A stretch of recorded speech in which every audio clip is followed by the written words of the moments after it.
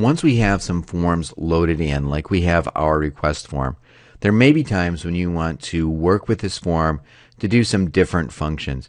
Now, one of the items that you may want to do is you may want to copy this form.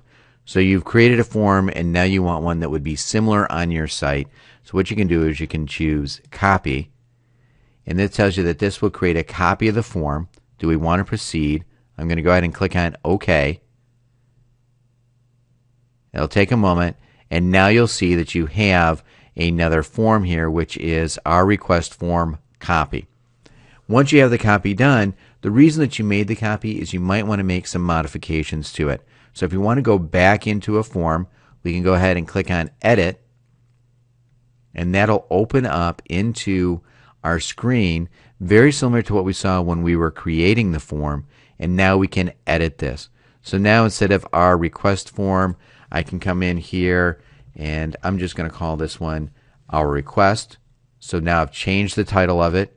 I'm going to go over here to the builder, and I'm going to say on this one I want to put the time up next to the date picker, and the select box I'm going to move down here, as well as the address, and we'll move that down here. So now I have my date picker, time picker up here.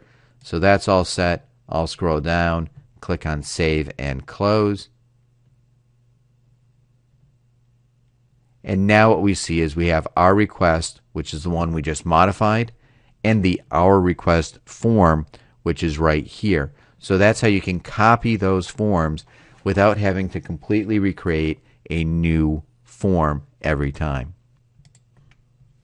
At this point now, we have our forms, and you may be wondering, what next? What do we do with these now that we've created them? Are they automatically inserted? Where did we insert them? Well, to do that, what we're going to do is we're going to come over and click on View Codes. And when you do that, it's actually going to show you what you need to do to embed this, and it'll give you the information here. What you'll need to do is copy the appropriate text based on what you're doing in there. So you're either going to want the information here or the information here. And what's the difference between those two? The first is if you're going to embed the form in a post or page. So what you're going to do is you're just going to copy this to embed it. Now, if you want to place a button that shows the form in a post or page, what you're going to do is copy this down here. So this is going to be for the button. This will be to embed it. Once you have that taken care of, copied, you'll go ahead and insert that into the appropriate place where you need it placed, and you'll be all set.